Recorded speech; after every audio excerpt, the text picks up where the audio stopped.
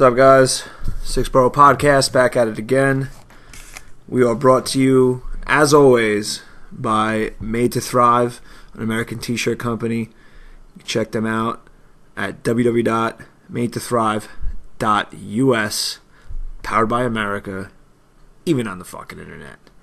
You can also check them out on Instagram at madetothrive.us. We're also brought to you by Municipal Land Survey, 631-345-2658 for all your surveying and topographical needs, servicing all of the great state of New York. And as always, by AS Engineering Services, architectural engineering, residential, commercial, structural, servicing all of New York, Suffolk County, Long Island.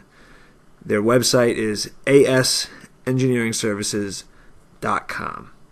Check them out. Today's guest is Caleb Garby. Caleb spoke to us about being a backcountry skier. He's a K2 brand ambassador, which is a ski brand. He's a farm-to-table advocate.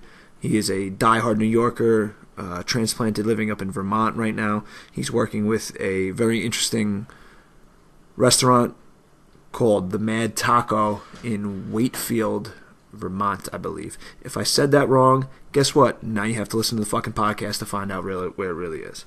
It was awesome having Caleb on. We had a lot of laughs, and he's a real interesting guy. He's got a real contagious outlook and enthusiastic zest for life, and I think it comes across pretty well in this podcast.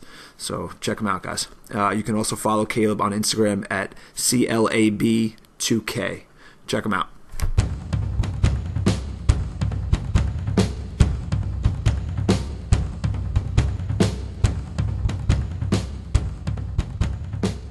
All right, we're live, guys. Let's do it. All right. Today's guest, Caleb Garby. I'm D-Rock. Yarbs. Eric Skanga. Right on. So, Caleb, you're we've been friends for a long time. Yeah. I don't know exactly how long, I don't know exactly when we first met and all, but I think it was like middle school. yeah, somewhere around there. Yeah. So, you got a pretty interesting story right now. The main reason why we want to have you on, let's get into it. I mean, you're similar, in my opinion, to our last guest. We had Guas on. You know Guas. You're friends with Guas. Yep. Guas had some big balls and just packed up and went on a 6-week cross-country trip, which I thought took some pretty big balls. And you kind of did the same thing balls-wise, packed up all your shit and like, fuck, I'm going to Vermont to go follow my dreams to be a ski instructor. Yeah. Fucking take some nuts, man. Like, truthfully, even though we've known each other for a while, I didn't even know that was like what you were into, what you were doing until you were telling me you were getting ready to leave. So like, how did you get into everything? My grandparents, honestly, they had some friends from a motorcycle club back in the 60s from Queens, and they started going up doing like weekend warrior ski trips, and one of their friends bought property from a guy who owned Mount Ellen, which is now part of Sugarbush. They were two separate entities back then. Sugarbush, I like that. Yeah. Sweetest bush you'll ever ride. Is that their catchphrase? No, it's actually be better here. I was gonna say that must be the unofficial slogan, No, right? it should be the official slogan, but I don't Was know. that also top of the head, or is that something? Oh they yeah, said? no, it's something I came up with years ago when I first went up. That was in 2008 when I started working there. That's also the slogan for the strippers that Skanga goes to. What is that, at the Oasis? It's what they call me when I don't shave. Oh, that's awesome. All right, so go on. Catch your breath. So yeah, they bought property from this guy and that owned the mountain, and he said, if you buy property from me, I will give, as long as I own the mountain, I'll give you a free lifetime season pass for you and your family. So they bought property, built a house. They used to stay at a bed and breakfast. They built a house, started going up there on the weekends, holidays and everything. Then I was born. They were still going up every weekend, every winter. And then 3 years old, I started going up there that winter and saw it. And I was like, I want to do that. One day just saw people skiing. I was like, that's what I want to do. So started me off on the driveway, and then it was the road. And then a couple days later, I was skiing the mountain. And I was like, one of the little kids you see now skiing without poles, skiing black diamonds, and couldn't pronounce half the fucking trail set I was skiing. Doing the but pizza? no, parallel, man. Yeah, there's no pizza. Yeah. There's no No? pizza There's no on the pizza, Black man. Diamonds. Fucking French fries all the way, dude. Well, no, for the little kids doing the pizza, right? Oh yeah, a lot of kids. Well, that's how they start out. I learned the same way, but That's then how I once you- started out at 20. All right, so Yeah. for the uninclined, who I've never skied a day in my life. What the hell is pizza? And So French fries? pizza's a wedge. So you put your skis in a wedge, point to point, so your skis look like a triangle. And French fries are parallel, so you're skiing making regular turns like a professional skier would. The Just idea like- is, Yeah. if you're in a triangle like that, you're not going to go as fast. Yeah. You can't- slow yourself down. You slow yourself down. Sort of like The a physics snow, of like it, a yeah. snow plow almost. It's easier to turn too because you put pressure on the downhill leg and it just pushes you around, and you're already in that. You're already in that position. You're into physics. Figure it out. I just didn't know that. I didn't know what the term meant. Dave, I'm going to take you skiing next year. We'll go to a small mountain. I don't know. I don't. Sugar Bush might be too large for you. Sugar Bush, Sugar Bush is a little big. Maybe Fuck we'll it, I'll roll the dice. If we're gonna go skiing, why are we not gonna go with Caleb? Maybe we'll take you to the driveway and you can learn in the driveway. yeah, We're going to take D-Rock to Bald Hill and fucking teach him how to ski. Hey, what are the dumps? You can probably sneak them into the dumps. you go. and just do Done. that, I got credentials to Somehow I get end into up in the the dumps. dumps. It's actually a Always. decent sized hill. I think it's like the second highest point on Long Island at this point. Actually, I think it's overtaken Boulder. Back in the Yeah. 60s, they used to actually have a rope tow on several of the landfills, and like the closed up portions that had grass planted on them. And my father told me, like, he grew up in Farmingdale, that you used to be able to go to like the rope tow, Yeah. and they'd pull you up, and you get like a couple 100-foot run. It was for kids. Well, Bald Hill used to have a ski area. That's exactly what I was going Bald to say. Hill was a ski area, It and was- then there was another place in Farmingdale or like Huntington or Hauppauge where it was like by the Yeah. water and it was a hill and they had a. It was Huntington. pretty Yep. I think my friends found like a small little chairlift, like bases for chairlifts. So They, still like, there. wrote about it. They, and- they used to do yeah. like toboggan and shit like in Huntington, like down the hills. Like the North Shore is so hilly, but Bald Hill used to be a ski resort. It was a resort? It was a legit Oh, wow. resort. I had no like, idea it was a fucking resort. back in the day, You serious? dude. I swear to God, like Can we Google that? Back before global warming, Yeah. I guess. it was like, When it used to dump on Long Island. it's not even exciting to drive my car down that hill. That's That crazy. hill It's like, sucks. yeah, Bald Hill used to be a ski resort, like for Yeah. people that live in the city, and then all the towns on the North Shore, like Shoreham, Wading River area, and places like that. Those were like the reason those houses are so tiny and Rocky Point and shit is because those were beach bungalows. Yeah. Like they. Well, I they- knew up there on the North Shore. Well, there was West a- Meadow. Yeah, West Meadow Beach. Yeah. Now all those bungalows are gone. Jesse Yeah, Smith's grandmother used to own one on West Meadow. They Funny used to have a thing. bungalow there. West Meadow, the whole beach, it got evacuated years ago. You remember Frank Quinn? We went to high school with Frank Quinn? He used to do evictions, and me and Justin Dower got hired with him because they were doing the evictions of all the West Meadow beaches there. So me and Justin Dower, on a whim, just to make extra money, went with him and did all the West Meadow beach bungalow evictions. We were going in there, No taking way. everybody's shit out. Like there's like protesters and everything. We had to go with the town Oh sheriff. yeah, remember that? Yeah, people were protesting, ripping the Yeah. bungalows down. What was that? We went and did the that was evictions. years ago. 10 years ago? At least 8 years 10, ago? 12 years ago, Oh, somewhere was around that there. Fat D-Rock? You evicted. I was coming out of the That fast Chubby stage. D? Yeah. Chubby D! Yes! Chubby D and the boys.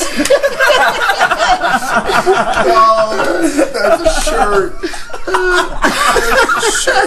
I see a theme with this. Like every podcast, somehow me being fat gets brought up, and me getting shitted on happens every time. We got to post that picture of you, the recent one that your friends put up, and we couldn't even tell which one was you. We were like guessing the other people in the picture, and I was like, "Oh, it's that fat Big Bird looking guy. That's Dave." Well, I guess one you guys had Jameson put posted whatever one you guys had posted. I was like looking, I was like, oh yeah, there's Chubby D-Rock. No, I posted that on, Oh, okay, on my that was personal you. page. Yeah. Yeah, Well, yeah. you knew me back Oh then. yeah, So yeah. yeah. That's not news to anybody who No, knew me, but these guys didn't oh, know no. me. I thought he was the Well, he gothic did. one with the spiked collar on. Wait, No, who that's was my that? boy. That's Dower. Yes, That's my best friend. And that's even funnier to Matt me. Dower. Yeah. That's even funnier to me because I've met Matt before, and I never took him as being like one of those. Yeah. He was like super quiet too. Like Tommy D, I could picture him being one of those, but not Matt Dower. Let's not go down that rabbit Tommy hole. Tighties. Where- Tommy Tighties? Yeah. You're busting out a lot of good nicknames. Yeah. So good. Jesus Christ. Chubby D. All right, so back to the mountain. Oh yeah, Back to the mountain. So fell in love with skiing as a very little kid, and then my grandmother passed away in 2006. I remember her telling me, "Don't let anyone ever tell you that you cannot come up here. This house is yours just as it is mine and your grandfather's. So that winter went by. That was December 2006. My grandfather was in the house by himself up there. And then that next winter, I called him and said, hey, Pop, how would you like to have some company this winter? And he was like, well, what do you mean? And I said, I'm thinking about coming up and spending the winter with you and working at the mountain. Like, I just wanted to ski bum it for a winter. Like, I hadn't skied in probably like 3 years, and I was itching, you know. It was just like, I got to do this. And went up there and cooked breakfast, dinner for him, food shopped, helped him clean the house, and worked at the mountain. And started teaching skiing, like, from, like, the base up. And fell in love with it again, and that was it. And I was hooked. And then came home that next summer. Then went back, and it was like a back and forth thing. It was never year round up until last, what was it, November 14. Yeah, November 2014. I went up for a wedding in September. I went up that March, to visit some friends and ski because I was supposed to go out to Colorado, and the trip didn't pan out right. So I was like, screw it, I'm going to go to Vermont instead. And it just so happened there was like a 2-foot snowstorm, and drove up, stayed with a friend. Had a blast. Was supposed to stay for 3 days. Wound up staying for 7. Went home. Came back up for a wedding in September, a friend's wedding. And was just like looking out. It was on the other side of the valley, looking over the whole valley. Like the ski resorts are all right there. And I was like, what am I doing? I love this place. That's it. I'm moving back. And like had a good job doing IT in the city. IT work. And was like, fuck it. I'm out. See ya. Told my boss, told my dad. My boss didn't believe me. I told my dad, he's like, I've seen that glint in your eyes since you're 4 years old. He's like, I was just waiting for you to pull the trigger on. I knew you were moving up there. It was just a matter of time. You know, it's funny because I remember actually the winter when your grandmother died, because I remember we both were at a party at Jen Sorensen's house. Oh, yeah, Mel. Yeah, we were over there on like Station Road or whatever that was. Station Avenue, yeah. And I remember you telling me, like, dude, yep. you know, I'm getting out of here for a little while. I'm going to go up there. Yeah. And I only just remember that now when you mentioned it. Yeah, because I remember sitting there, because I remember the couches that were there. I remember we were sitting on the couch, and everybody was hammered drunk, and me and you were just, like, hanging out bullshit talking for a while. Yeah, I remember that. That's wild. I can't believe that just, like, triggered that memory in my mind. But I remember that exact conversation. And then you bounced for that winter. Yeah, I was gone. Yeah, that's wild. I didn't come home at all. I was up there for Christmas, everything. Yeah, that's pretty wild. I can't believe I remembered that. But yeah, so then moved up November 2014, and have been there full time ever since.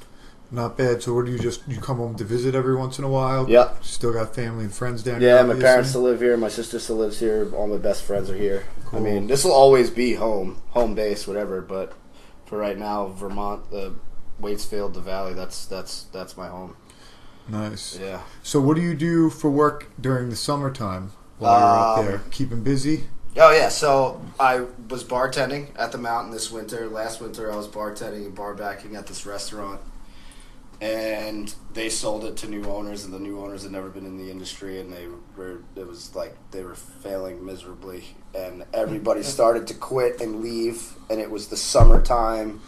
And I wasn't feeling it, and all my friends that I worked with there left, and I was bartending, and the business started to slow down excruciatingly painful. There was just like no business coming in, and I was like, this sucks. What am I going to do? I'm not making money. 2 of my friends that worked at the Man Taco were like, you should get a resume together and present it to Joey, the owner, and see what he says. And this was the Man Taco's a different restaurant? This is a different restaurant, yeah. Man Taco's totally different. And I was like, all right. And then went in one day to have a beer, and Joey went outside smoking a butt, and Joey came outside and was like, hey, man, I hear you're looking. This is what I want you to do. Maybe work front of the house, train you on everything. I'll pay you this much, salaried, paid vacation time, the whole 9 yards, you know. And that's nice. Yeah. Restaurants don't always do that. No, that's after a year, I get a 401k.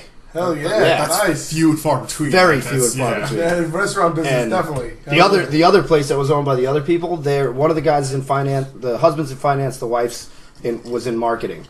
And they were like, oh, we'll just like give everybody that works there incentives, this and that. But like if you don't smoke for like 2 weeks, we'll give you like $100. This guy's like, hey, I'm going to give you 2 weeks paid vacation. I'm going to give you 401k with a 3% match from the company after a year. I'm going to put you on salary. You're going to be a partner, the whole 9 yards.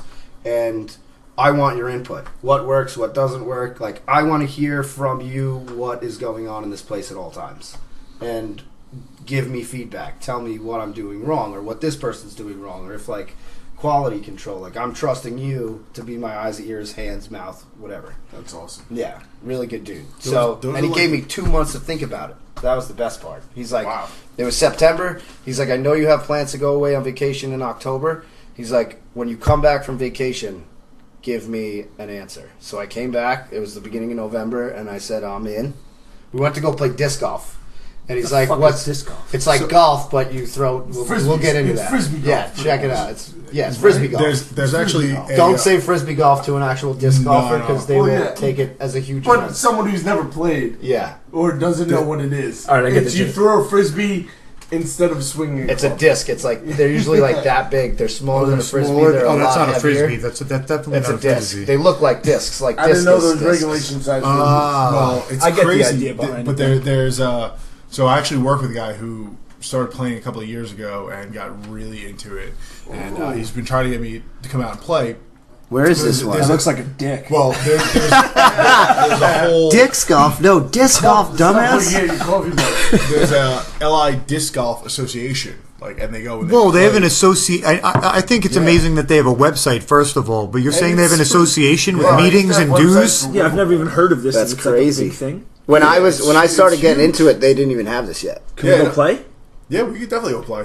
There's one at the There's the one golf course by So- where's it off Ocean Parkway? D-Rock, what's that park we used to go to last year? Heckscher, whatever? Hector has They a have- course, I'm pretty sure. Do they really? Yeah, Disc for golf. sure. Oh, dude. Is that what that shit was? That Yeah. all those like little. Yeah, like we talked about it. Like Things baskets? like- Yeah, yeah, have like a yellow band around the Baskets top. with and it's like chains coming down. Yeah. And you throw it into the chains. And it's like Yeah, you I have a remember par and penalties and everything. It's Everything. just like golf. It's like a real legit thing. And if you play with someone who plays, they have different discs for different discs, just Oh, like yeah. your golf clubs. Like if you have a driver and a iron, set of irons and different things like that. Derek, you're looking at me like, God, I know you've what- never. Oh, okay. I know what you're talking. I don't play golf, but I know what a 9-iron is. But I'm not fighting. I just know that Derek's never played golf. I have my reasons behind not playing golf. Whatever.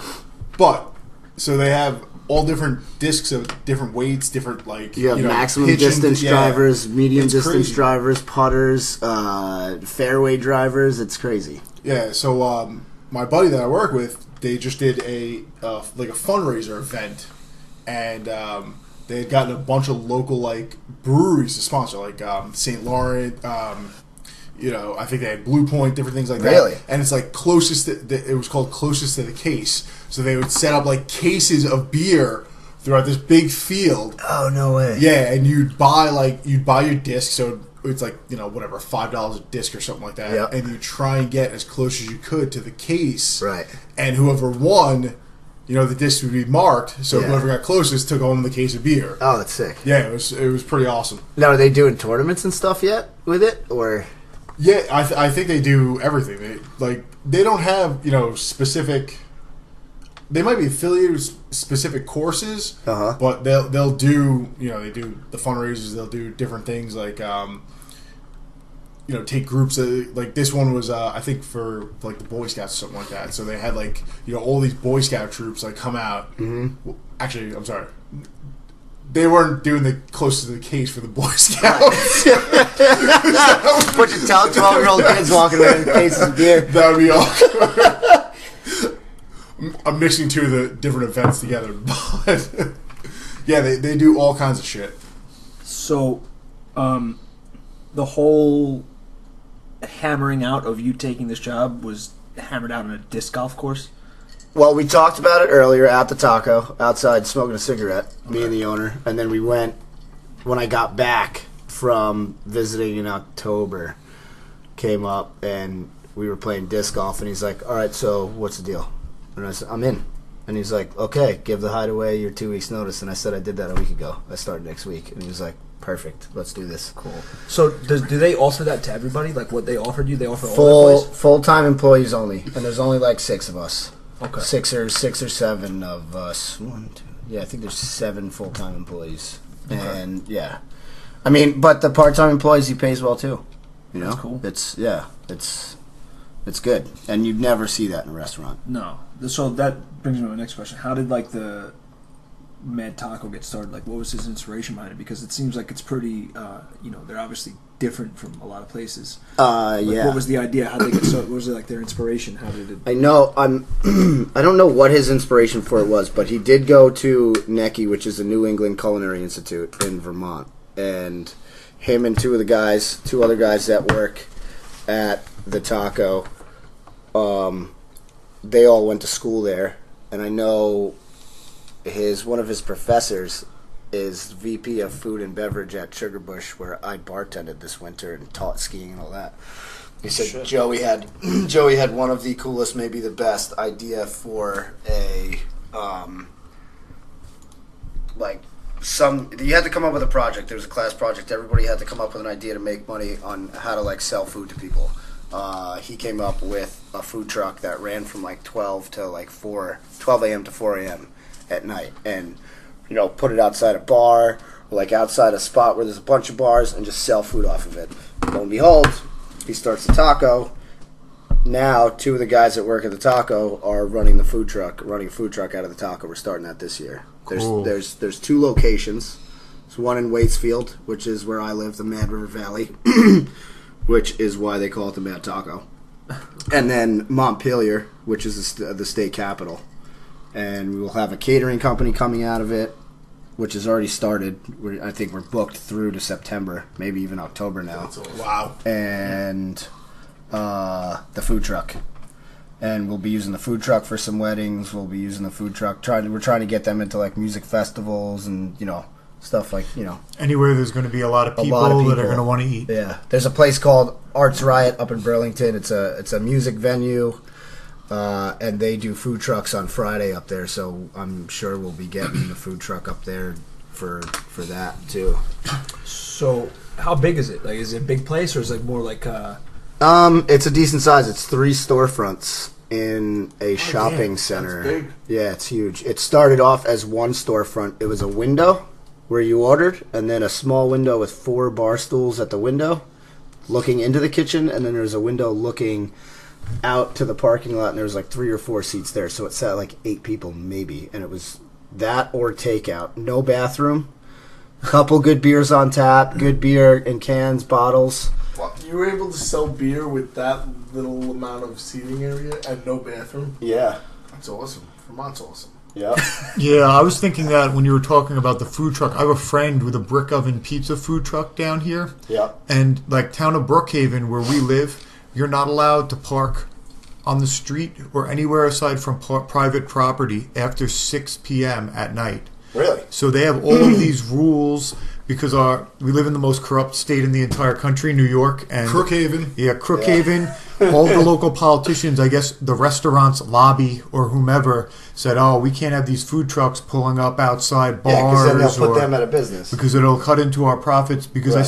I said to my friend, like he's telling me all about this. I said, so you couldn't like park in Patchogue, and I said, what about a private lot? Like there's people that own like empty lots. I said, what if you approached one of them? He's like, the town would go after him and start harassing him. Right. About letting me park there, taking away from the businesses and the brick and mortar stores. Right. So, what about food after when bars shut down? Like they shut their kitchen down at 11, 12 o'clock, and people are hungry. And that would be instead a of great. them I would love driving a to taco fucking truck. Wendy's or McDonald's, you have a food truck.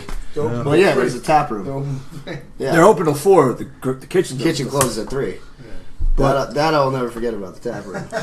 They got legit food you can't too. fit everybody that's in Patchogue at the tap room. You gotta have something else, Not nowadays. We could try. Well, they're renovating upstairs. Oh, I now. saw that. Yeah, Yeah, it's it was dope. good. I went there last night to get a beer, and they were closed down because they were, I guess, making the 2 doors into 1 door or something. Oh, the entrance. The entrance. Yeah, Yeah, making because yeah. you could be able to go into into the bar and then up the stairs. downstairs or Yeah. up to the stairs. Yeah.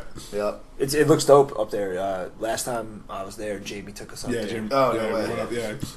So it seems like in Vermont there's a lot less like government interference, and the regulations aren't as stringent as down here when it comes to things like that. They are, but they aren't. Like bars have to close down. Mm-hmm. Everybody has to be out last call. Last drink poured at 2:00. Everybody has to be out of the bar by 2:30. New Year's Eve, you're allowed to stay open an hour later. Gotcha. So you are not allowed to drink behind the bar as a bartender. Really? Yes. Well, in New York, we're allowed to get pretty wasted as a bartender if you want to. And you can, and the bars are supposed to close at 4. But if there's people and the bars are full and people are buying drinks, no one's gonna bust your balls. Yeah, very rarely, unless you got a problem with the fire marshal or you have a problem with like the local authorities. No one's gonna bust your balls. Right. In the 7 security summers, staff may want to kill you, but yeah. Well, in 7 summers at the casino, we've stayed open like late if there's still like people on, or if there's like friends of the bar sometimes like still hanging around. In 7 summers, only one time has any like the one time a cop showed up and was like, guys, it's like 5:30 a.m. There's like people calling the houses complaining like, because it's the time to music shut was the still fuck on. down. Yeah, that's a different place. I was gonna No, say, I know, but yeah. still, like, you know. let's preface that there's only 2 cops there, fucking anyway. But that shows you. It just shows you that. 3 towns. Yeah, exactly. No, I know, but still, the fact that they got a call, like, Yeah, that we were still going is remember pretty that night, impressive. Yeah. When that happened, have I a was crowd like, That was only That's because we were bumping music. If we were just hanging there, listening to it casually, and just having some beers, they wouldn't care. No, they Inside wouldn't. and outside. Both. it just the inside? after party It was just more. went long. It was inside, but like we were bumping the tunes. Yeah, there's places on Long Island and in New York City that have like 24-hour liquor licenses, Yeah. so they just never shut down. I used to work at house music parties, and we would be there at 12 o'clock in the afternoon. I was at a club at 2 o'clock in the afternoon on Christmas Eve, having been there from the night before, and I'm just like, I got to get out of here. I need to sleep. I can't function. I used to go into clubs in the city sometimes at like 11 p.m. and walk out at like 12 in the afternoon, 1 o'clock with your sunglasses on because you feel like a vampire. Yep. If you, That's TJ Finley's. really? Yeah, They have a 24-hour well, liquor they do it license? for New Year's Eve. Okay. Well, yeah, they do New Year's Day. They close at 4 New Year's Eve, and then they'll open at 5. And it's supposed to be like the industry only. Right. People who work in the industry didn't get to enjoy New Year's Eve. Come in at 5 and they hang out till 8. Okay. Like that's their thing. Like they do the overnight for everyone And who that's just didn't get New to Year's enjoy Eve. New Year's Eve. If you're done working, come hang out there. But it always ends up being like 10, 11 o'clock. Like Well, we go. that's really because insane. that goes back to the Nutty Irishmen down the street, which are the same owners, and we had a curfew that was No more Nutty, 8:30. What? No more nutty. No, I know it wasn't, but Yeah, I can't believe it. That's crazy.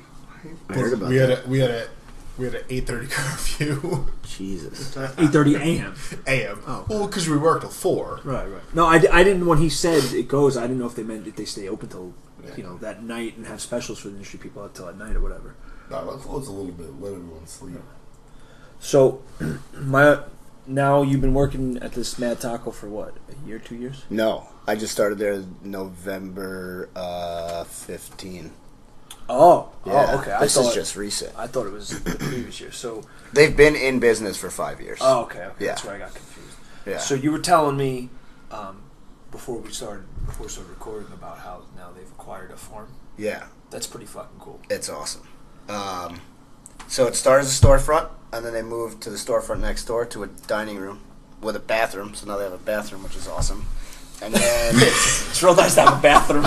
and then a year ago, this past December, so December 14th, 2014, they broke through into the other side, and now they have a full bar, another bathroom. So 2 bathrooms, dining room, front room, and then bar side with, I mean, we have a decent sized liquor selection, and we were rated out of the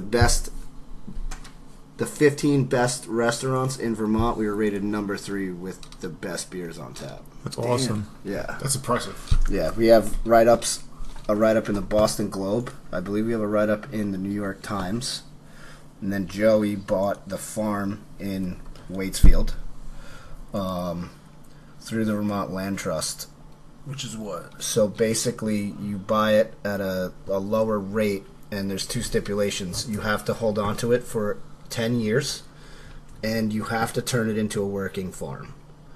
Interesting. There's probably like a certain amount of land that can't be developed. And Well, no it's all these building. older farms that haven't been used in years, and they're just sitting there vacant. And the state of Vermont's like, okay, how can we get someone to buy this land And do something with turn it or do something with it? Yeah. So the best idea was, we sell off all these farms for a discounted rate. You hold on to it for a decade, and you turn it back into a working farm again. Cool. So our friend, one of our friends, Marissa, she bought one, the old Bragg farm, which, like, if you look up pictures of Sugarbush, there's like this big red silo overlooking from the top of the valley at Sugarbush.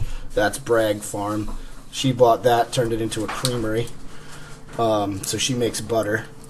Awesome. Yep, and she'll soon have cows producing all the dairy, milk and dairy for it. And then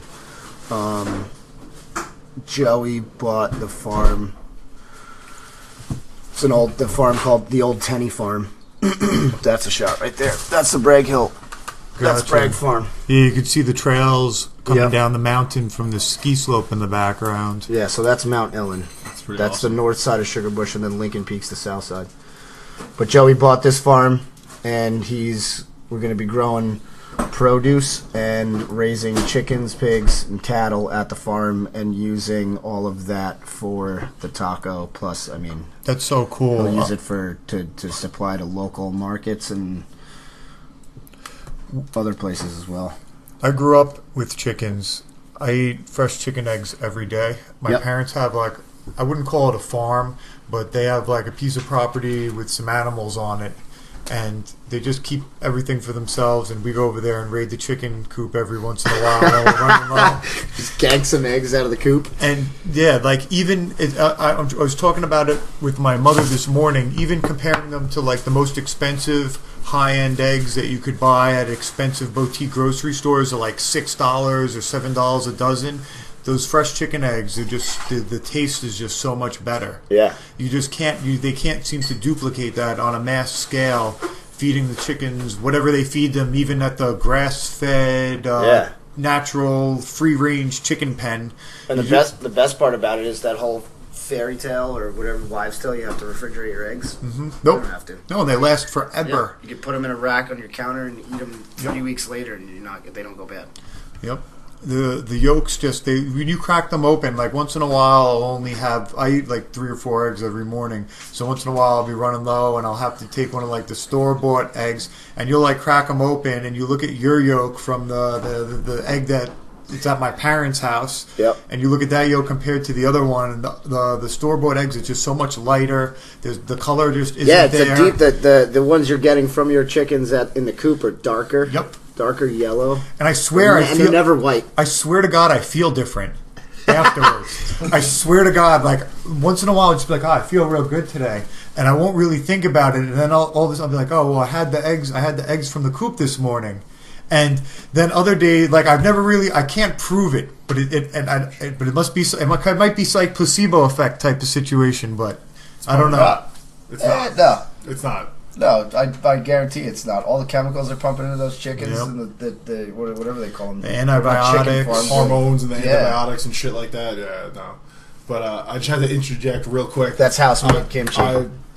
I'm a fucking kimchi junkie. You would love it, dude. Fucking, I will probably come to Vermont just for that. We make mostly everything that we put into our food, we make in-house. The kimchi's made in-house. The pico made in-house. I mean, and it's not tough to make, but it's made in-house. So we're looking at the menu. taco menu, and Yarbrough is a big chef, and he sees the smoked chicken with kimchi as one of the ingredients.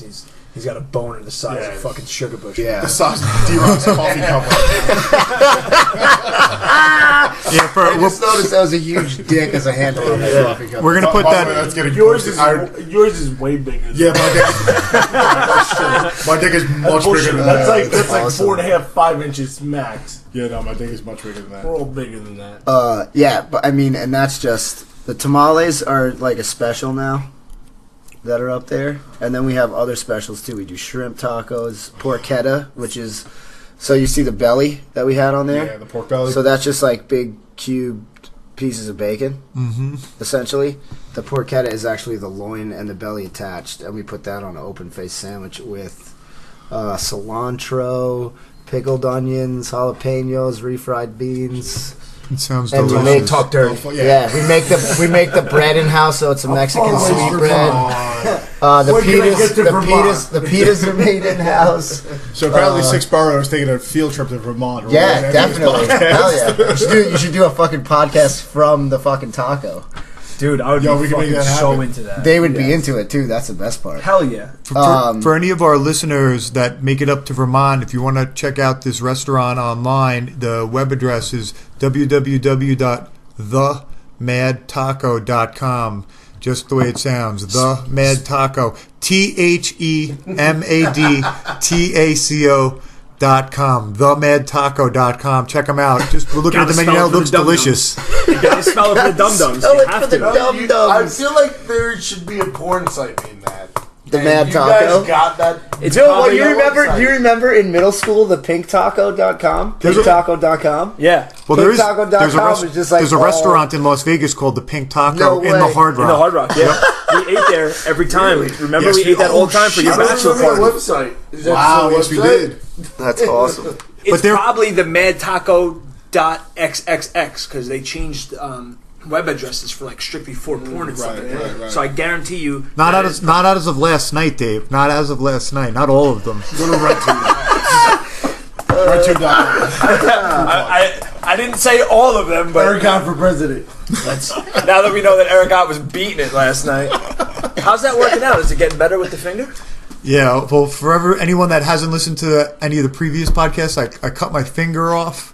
Or I will say I didn't cut it off, but I got hit by a spinning piece of a motor in January, and my middle finger came off, and they put it back on, and it's working all right now. The tip, I had to have a little bit of the bone removed, so it's a little bit mangled. I think I have a picture of it on the Instagram. Yeah, you do. It's a little pointy, but I use it as a stylus for the iPad and my smartphone. That's awesome. Silver lining. Great. That's evolution. That's what we call evolution. Yeah. It's unnatural. No, that's called assimilation. That's not evolution. You're assimilating into your technology physically now. He's the next step. He's the missing link between us and. It's almost like when Neo touched like the little silver thing, the mirror. The screen, yeah. It became liquid. Yeah. That's what it's like when I look at my iPad. I'm on Pornhub.com and I'm like clicking around. I'm like, oh yeah, oh that's the feel right there. I just touch it with my little nub. I have no fingernails, so I can like hit it with the back of my finger or the front of my finger. It works. But wasn't that giving you trouble with ripping JOs for a little while? You know what? Sensitivity was off. I couldn't use the right hand for about a month and a half just because moving it in any capacity really hurt. I had to take things real slow, and I mean. The fourth stranger. Did you Getting the force- Yeah. love the pain? No, it hurt that bad. It hurt that wow, bad. That's bad. I mean, take your finger off, have it sewn back on, and then let the bone die. I can't even imagine what that feels like. And then have them come in and take the bone out in an emergency surgery that you didn't think you were going to have on like a random doctor's appointment. And there's hot nurses because you're in a plastic surgery office and then pass out and fall on the floor and wake up all sweaty thinking that you pissed yourself. It's not fun. Oh my god, that sounds. Yeah, we didn't know all that. You didn't need to share with us. That's an experience. I think you needed to know, Skenga. Oh, now I know. That's essentially what would happen to you if you went to the barber and it took a little bit too much off. Is there anything worse than like the hot nurse or like it's really bad? Like the dentist office that I go to, I always had like hot dental hygienists, and like you feel like you're in your most vulnerable spot at that point. Like you got like Novocaine, you're fucking drooling down the side of your face and shit like that. And their tits are in your face the whole time. They're like, no, I'm just gonna lean over you. You're like, what the? No. Can you get the guy in here or the 80-year-old woman in here to do this? Like, I can't feel anything in my face, but my crotch right now is in fucking overdrive. Your mouth's all dry. You can smell your own breath. The dentist puts the mask on his face because it's bad. Oh, nice. Caleb, it's funny that you mentioned the dentist because Caleb for a while was pretty infamous for a little while. You had a little incident where you were short a couple teeth for a little while, right? Oh yeah, I was short. I mean, it was two halves of a half of two teeth each, so it was like I was basically short a tooth. if you want to. Two halves, Yeah. not a whole. Two halves, Dude, you know what though? You fucking ran with it for a while. I You didn't did. Give, you gave, yo, I he get gave zero no fucks fucks given, man. and was rolling with his teeth all fucked up for like what? A solid 6 months? It was a year and a half. A year and a half. Almost 2 years. Oh, dude, it was awesome. I remember seeing you when it happened. I was like, what the fuck? Oh yeah. And you turned it into one of the greatest Halloween costumes of all time. What did I do? Didn't you go as Dumb and Dumber? Oh yeah. Right? You went as Lloyd? with the one piece on. Yeah. Yeah. With the only thing I didn't have, and I wish I did it, was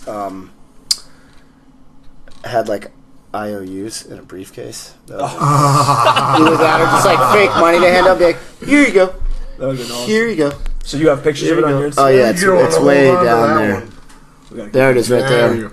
Boom. How did you do that? Was that a ski It accident? was a bike accident. I was riding up Main Street to buy cigarettes at the gas station. Cigarettes kill, literally. And a car cut me off, and I swerved out of the way. I kicked the car, yelled at the guy, he kept coming over. Like he was like sandwiching me between the car and the sidewalk. He didn't see you. He was either drunk or he didn't see me.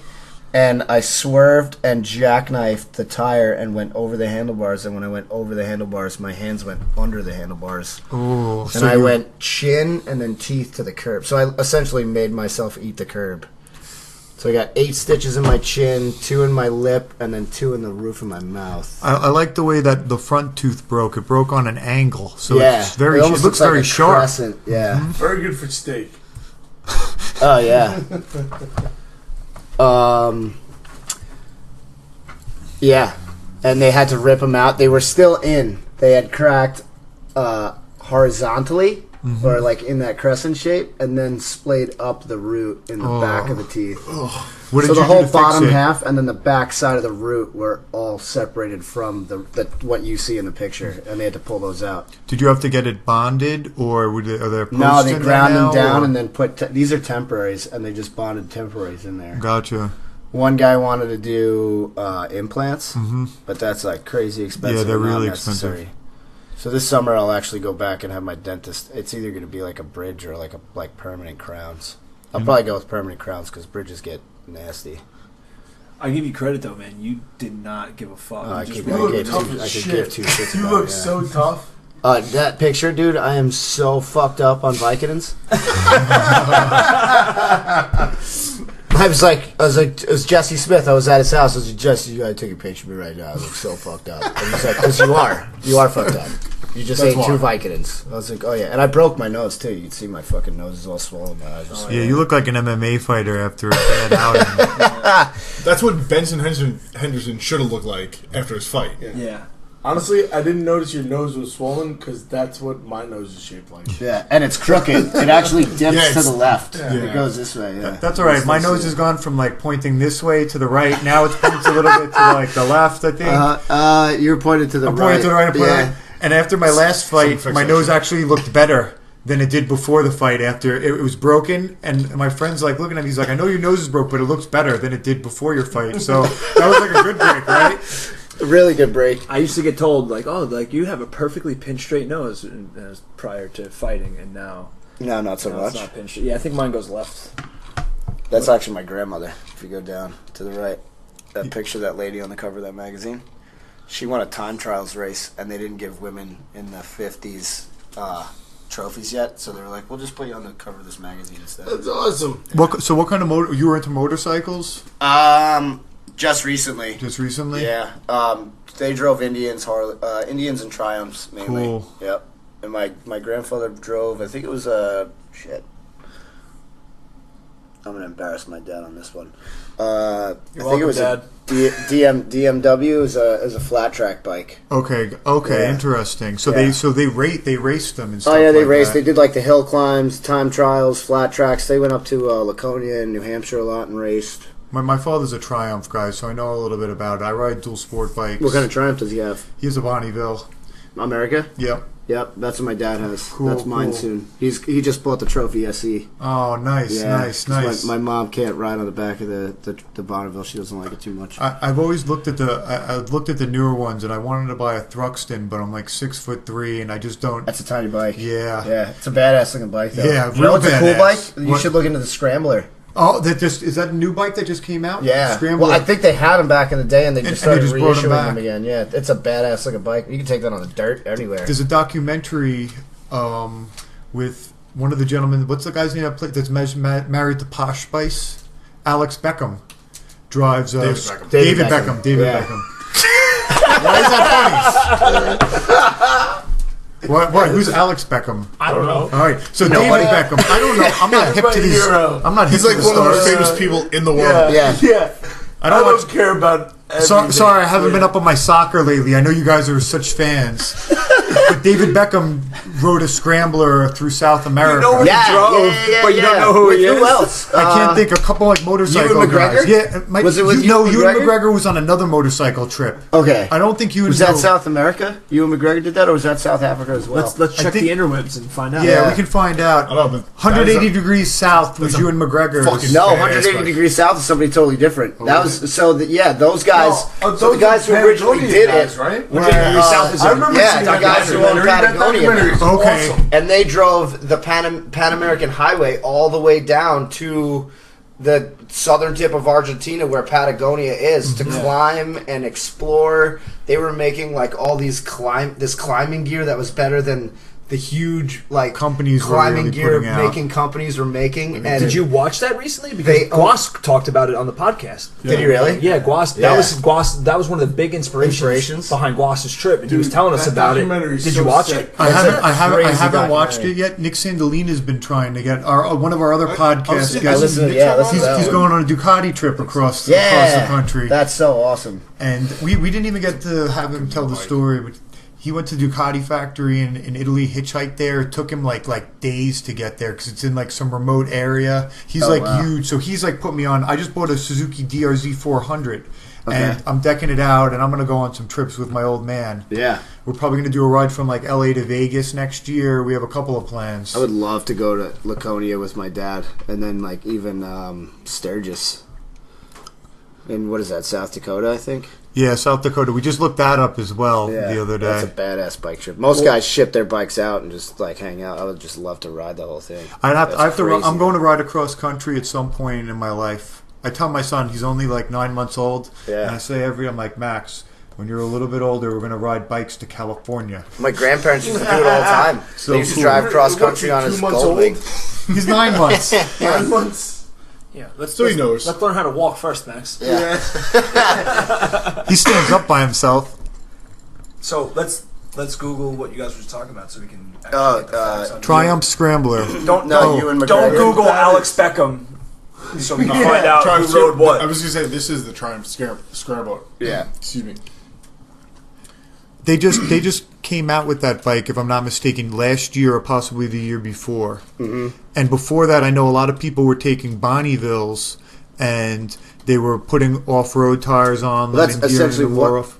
a Scrambler was. Yeah. Like it was just a road legal bike, and they would put knobbies on it and bulk up the suspension a little bit so you could take it off road. That's so what you the- could go like across country and. They used to ride Harleys off-road. That was like the thing back in the olden days. Like everyone would just take a Harley, put some off-road tires on, and let's go climb some hills or Yeah, well, that's what go the hill ride in the climbs sand. are. Yup. A lot of those bikes were the same thing.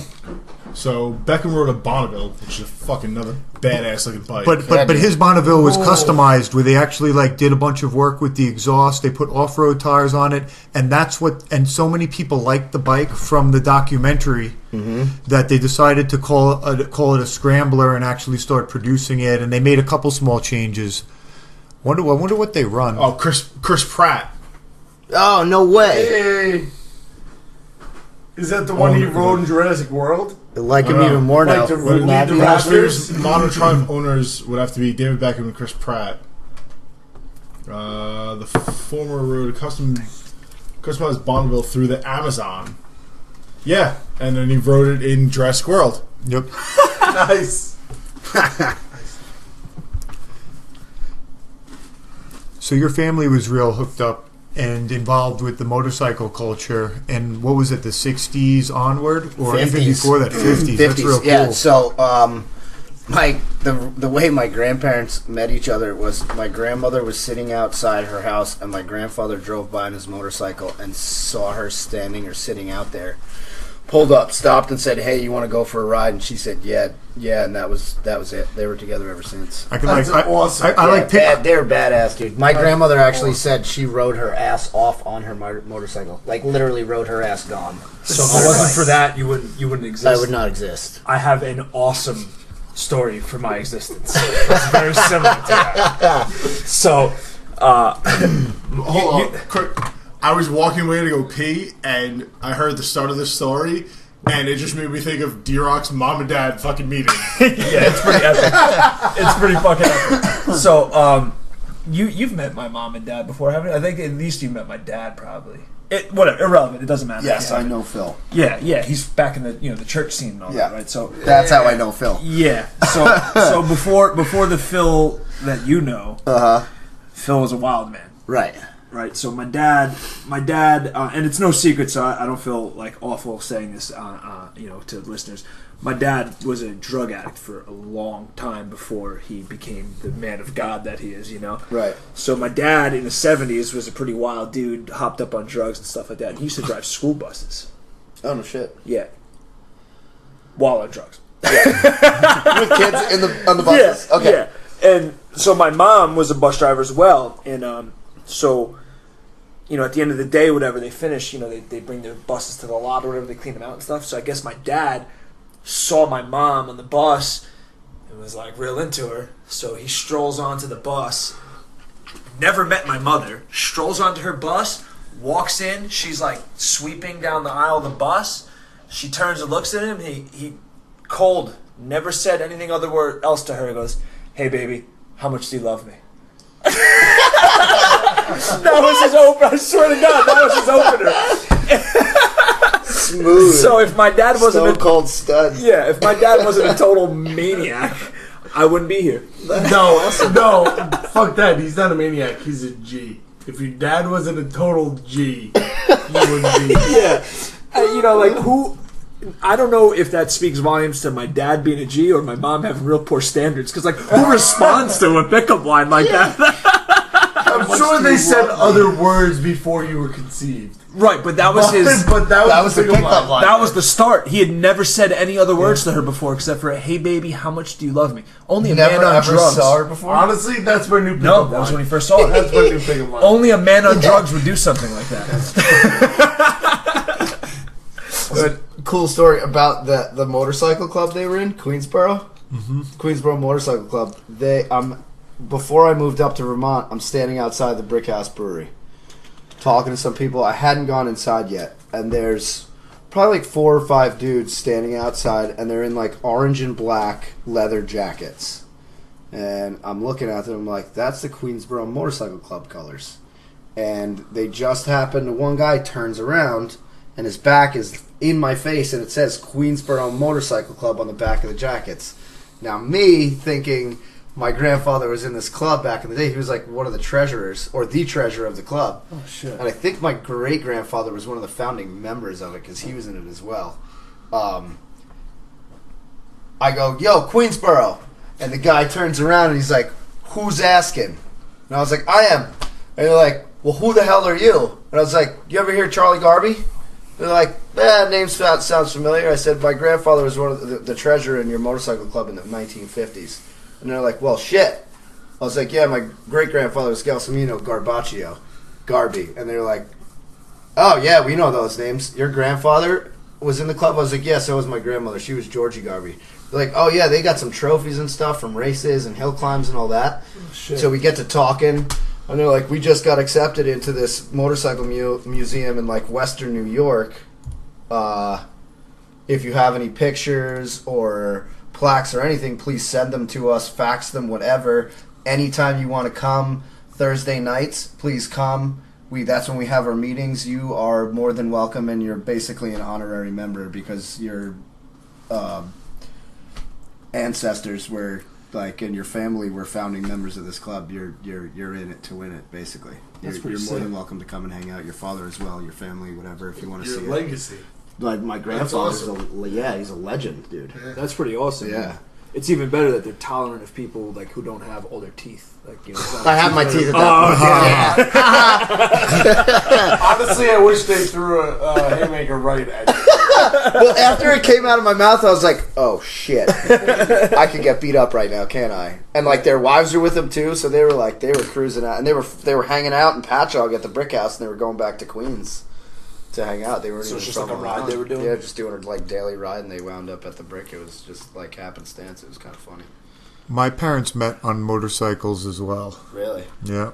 that's funny. Dirt bikes, if we want to get real specific and I feel granular. like that's even more badass. Your mom's rocking a dirt bike. In a sand pit in Farmingdale.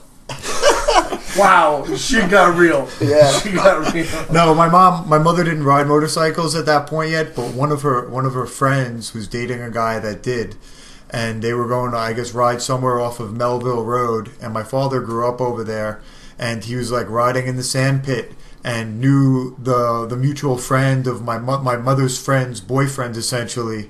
And was like, "Oh, you want to go for a ride?" Very similar to your grandparents. Yeah. And my mom sat on the back. They went for a spin around the gravel lot, and now I'm here. Yeah, fate. I feel like you missed some details, but that's a good story. The rest of the details don't matter, Skanger. We all know what goes Use your down. imagination. There's a reason why that cup is there. The dick cup. Yeah, the dick cup. Always remind Maybe you that's what you're pointing at. where you came from. It's an origin story. Did you almost just fall out of the chair? No. So back to the Mad Taco Okay. farm. The farm, yeah. Fresh what kimchi. I'm real interested in the farm. So you guys are going to they're going to purchase cattle, Yeah. and Raise keep them- livestock. raise livestock. Chickens, pigs, cattle. So your own beef, your own pork, your own eggs, Chicken, and eggs. you're gonna eat the chickens as well. Oh yeah, Oh, so this is going to be like a one-stop shop. pretty much. Does any of the cattle? You're going to teach any of the cattle to ride motorcycles? That'd be pretty badass. You could have like your own circus there. I feel like you you can't might- eat them then. He might not teach the cattle tricks, but most of them will be the leather seats. I'm not sure how far they're gonna go. Well, all right. So here's the thing: in Vermont, you are not allowed to slaughter your own livestock for the most part. I know you can slaughter as many chickens as you want. I think you're allowed a certain amount of pig, but as far as cattle, You have to take them. you have to somewhere. send it to a certified slaughterhouse. Yeah, it's like an I- FDA Is that regulation. because Yes. it's Ben and Jerry's? I think Is that's that any. Ben I and think that's Jerry's thing? anywhere. I don't know where that came from, but No, it would not it's be anywhere. It's actually like a I think That's- that's USDA. that's I like don't think nationwide, That's, yeah. I'm pretty Yeah. sure that's USDA. yeah. It's like a it has to be yeah, a- USDA, not US FDA. Yeah, whatever. I'm not good with acronyms. NASA is NASA making Yes, you do that? NASA. You can send them to the moon, but you can't kill them. Well, how do you think the cow jumped over the moon, man? I'm real jealous that you're going to get to work and eat at this place every day. To be honest, Oh with yeah, you. it's great. You guys be like super stoked, like We fresh eggs, fresh chicken. What I feel like, oh, pork bellies, oh, some fresh pork. Yeah, you'd have belly and eggs, which is basically bacon and eggs. Sounds delicious. Fresh, uncured. It's fucking delicious. Fresh fish, shrimp, belly. What else? Trying to think. What do we have specials wise right now? Oh yeah, we were doing flank steak, tacos, burritos, quesadilla, anything you want. Where are you guys getting your produce and your meats from and things now? Are they from local farms up by you? A lot guys of in it's Vermont? local. Some of it's out of state, just because you can't get it. avocados, limes, all that Yeah. stuff. You're not going to get in state. No. Like that stuff doesn't grow. It's in all from Vermont. Mexico or Southern California. What was I just shoot? I just forgot what I was going to say. Where is The the corn stuff from? tortillas that we make we put the tacos, like we make the tacos out of, like we put all the meat and everything in, are literally made 3 miles down the road from the taco So you could- at this place, Kingsbury Market, which is a CSA. Which That's we were awesome. talking about before. Cool. Yeah, Yeah. we were talking about CSAs earlier. Do you want to explain them for people who don't know what they are? Yeah, It's for the basically acronym impaired. a community market that you go and you can get seeds, plants, produce, tomatoes, lettuce, all sorts of produce from this place, and it's at a discounted price. What does CSA stand for? I don't know. You're gonna have to look it up. Actually, Yeah, I should know this. This is another acronym that's giving me fucking fits here. My wife and I belong to a CSA that's run out of the Little Red Farm Stand in Middle Island, and essentially you pay up front in the beginning of the season, and then each week you go and you pick up a giant box or a crate filled with. Use those vegetables to cook with, and the big thing that it did for us that I really didn't even anticipate was it forced me to try different foods and us to utilize different things. So now I have a whole host of vegetables and fruits and things that I eat that I wouldn't normally have purchased if I saw them in the grocery store or if I'd gone to the farm stand. But if they come in the box and you're looking at it on your counter, you're like, oh, I got to figure out what to do with this. You go online, you look up some recipes, and next thing you know, you have a new favorite food, or I like this type of squash, or whatever it is. Yeah, and it's a completely different experience eating food that's freshly grown as opposed to food that comes from the supermarket or out of state. Yeah. It's so different. Like the flavor, Well, that's the colors. It's completely out of control. Like whether you grow it in your own garden or you grow it, or you get it from a local farm stand or something like that, as opposed to going to a supermarket where this may have been picked 6 days ago, 7 days ago, 8 days ago. More than that. Well, Right. that's the one cool thing about one of the supermarkets in town. That most of the meats and stuff is from local farms. That's cool. In the town, or I don't know, 6-10 miles down the road. So CSA, by the way, stands for Community Supported Agriculture. Right. So community supported agriculture. So if you see the local CSA signs up, or they're right now is around the time where people begin to sign up for them. Right. I mean, give it a try. They usually have like half memberships where you get like smaller amounts if it's just like one or two of you, and then full memberships where you'll get enough vegetables and produce to support a family of 4 or more. But like Yarborough was just saying, there's a tremendous difference between eating old food that was bought at the supermarket and fresh food. I'm an apple connoisseur. I love apples. And the average apple you buy at the supermarket is between 8 and 12 months old. That's when it was picked, 8 to 12 months prior. And people say, oh, don't they rot? No, they have these deep freezers that they freeze all of the apples in, and then they sort of pick them from the freezers. And that's why once in a while you'll say, oh, this apple was so fresh. And maybe that apple was from like a farm stand, or that apple was from like a street vendor in New York City. Like the New York City street vendors, they all get pretty fresh fruit. But if you go to Stop and Shop or one of the regular grocery stores and you buy like the same type of apple, some of them are so hard you can't even bite through them, especially if they're organic. If it's an organic apple at a supermarket, chances are that apple's at least 8 months old. Don't they spray it with all kinds of preserving agents too? And wax. And There's wax. usually wax on it. That's why, like, your mom always told you when you're a kid, make sure you wash the apple off before you eat it. That's why they glisten like that. Like Yeah. you look at them and they're fucking super shiny. Like and especially the lighting in the supermarket is all fluorescent and shit like that. You can see it half a mile away. It's fucking crazy. Yeah. For the listeners that are at home, next time you have an apple in your refrigerator, take a knife and scrape the outside of the apple, and you can actually see the coating of wax on the blade of the knife. Mm-hmm. And Really? Yes. Yeah, 100%. 100%. Every single apple you buy in a 100%. grocery store. And I'll explain to you a little bit about the waxing process that they do. Now, apples, when they're on the trees, they're all worried about pests getting into them to eat them because they're sweet. So what they'll do... Pests like skanga? Yeah, I don't know. Maybe he'll get the lower end, The the low-hanging smaller fruit. trees, but not the high ones. You're not climbing any trees, I'm not buddy. a bottom feeder. Fuck you. You get the low hanging fruit. Yo, he's slimming down. He's on the keto, son. So look at this guy. nice. He's getting svelte. This is the summer where they don't have to hit the lights, kid. Looking stoit. So the apples, when they're on the trees, what they'll do is they'll spray them with this waxy coat to prevent the other small like mites or worms or whatever from getting in, the bugs from burrowing into them.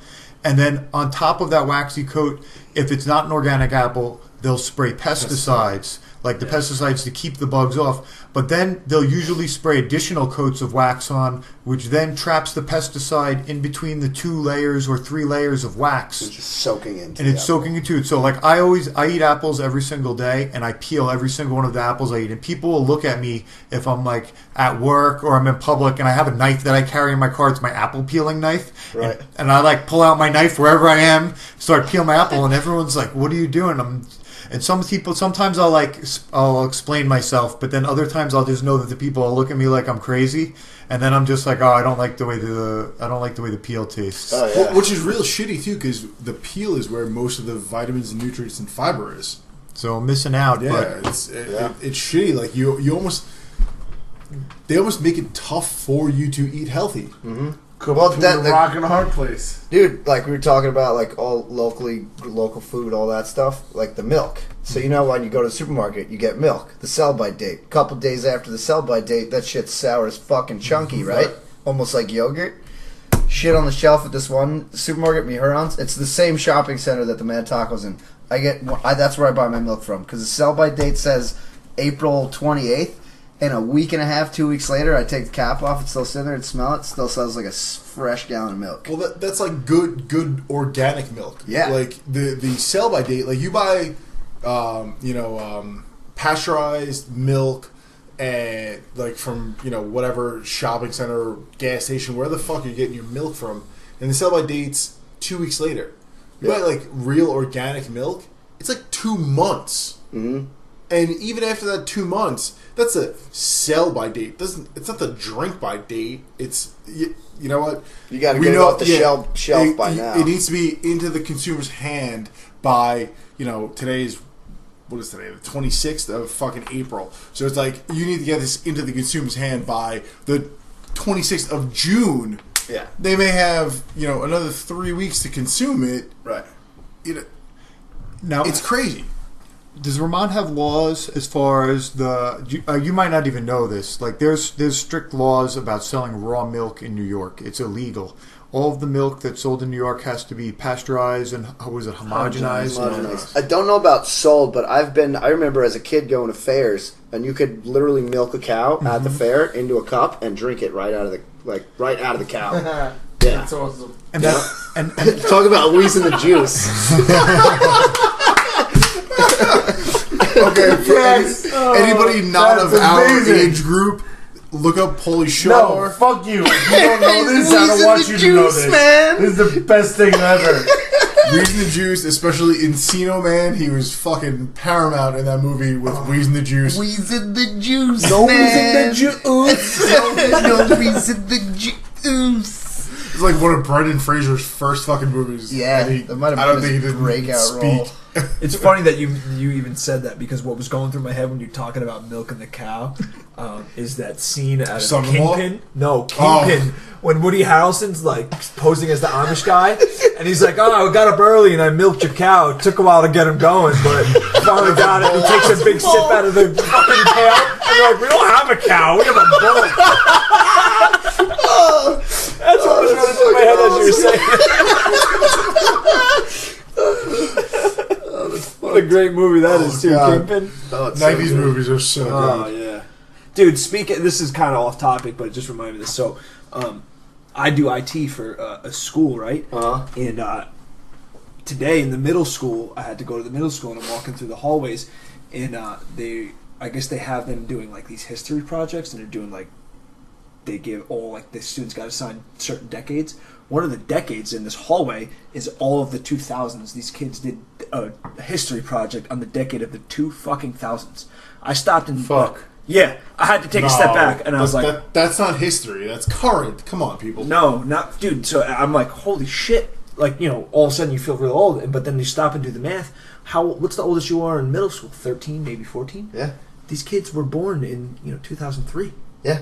So the 2000s they don't have no idea. They don't know what life was like Dude. before the iPhone. So I'm looking at The millennium. yeah. You know what's I'm crazy looking about at our pictures of all their like everything that they have. All these like they do it on like the what's the paper? You know, like The bulletin boards. whatever. I don't know. I don't know how to explain. Construction. Oak tag. You know, Yeah. they put all their like the pictures up, and it's like, here, look, I took a picture of it because When oak tags. it blew me the away. best Time. Yeah, look. I mean, this is one of the pictures, man. Look at this stuff. Like, What is it all about? Kick off 9/11 into and- 2000. yeah, 9/11. 9/11. iPhone. It was like Michael 9/11, Phelps. Michael Phelps. What did he win? 8 gold Yeah. medals he won? Smoking pot the whole time. Yeah. Yeah. Yeah. Hi. Well, you know, pot is a performance-enhancing drug. Oh, totally. That So look makes at you this. swim faster. And That's why USADA This has is a it banned. panoramic of the whole wall in the middle Wow. school. This is all 2000s? This is all the 2000s. Dude. There's like Jesus. 30 of these things They in the should wall. have. They should have started with Y2Gay. Remember that? Card? There's on there. No, a kid. Really? One kid. One of the things was all Y2K. Another kid had a thing all Plain- dedicated to Michael Jackson. Planes are gonna. Michael Jackson deserves it, but Michael Jackson is awesome. I don't care what anybody says. No, He made Thriller. I'm with you. I'm with Anytime you. anyone Michael says anything Jackson is awesome. derogatory about him, I'm just like, made Thriller. That's the end of story. He made Thriller. That's End the of story. skit. Yeah. It was in the 80s he made this 16 kids did a project on the 2000-2010. No, there's more than just that. That's just one. That's one wall. So wait, all these kids were doing... Not all of them, but there was probably at least there's like 4 or 5 more on another wall. Were they behind. special ed Holy kids? crap. No, they're normal kids, man. Dude, I mean, you know they what's did crazy all the about them? decades, but 2000s is one of them. Being our age, 80s cars are considered classics now. Yep. Yeah. Shut the fuck Yep. up. Wow. Yeah. How crazy is that, dude? Yeah, Honestly, 30 years, we're- right? we're 30, classic 30 years. people. So yeah, does that We're make us classics. classics? We're classics. Oh yeah, we are totally classics. Oh, all right, I'm into that. I'm 3 years into my classic. So if you're gonna like, Yeah, pick up, myself if you're gonna pick up included, I'm 3 years into being a classic too. But so Yeah. if you're gonna pick up a younger chick, like, yo, you want to You get want- busy with a you classic? want to ride a classic? I get cheaper insurance, it'll be fine. I got cheaper insurance, but they limit my mileage. So Yeah, don't worry, babe. My license plate says HX on it. It comes with special plates. Oh man. Yeah. Well, yeah. That was the other thing. So I was sitting there looking at that, and then I started doing the math because, like, then they had the '90s and stuff like that. The '90s is almost 30 years ago. Yeah. Fucking ridiculous. I remember the early Yeah, real 90s. close. Do you remember Yeah, when hot? super close. Do you guys remember when hot colored clothing came out, like hot Yeah. yellow and hot The pink? tie-dye shirts that if you blow it on, they change They colors. change Hyper colors. shirts. Yeah. shirts. Dude, Yeah. they make ski attire like that now that changes to the temperature. outside. Really? Yeah. My buddy had a jacket and oh man. I'm gonna get I think some it was of that. like blue. It was a blue jacket, and the colder it would like turn pink and purple, and it was like all these white designs that came out because just from the temperature being so. And all of a sudden, cold. just the very front of it near his crotch It's like was a real giant fucking cup. giant fucking. Or like purple. red. It's like Because it got It's the hot zone, baby.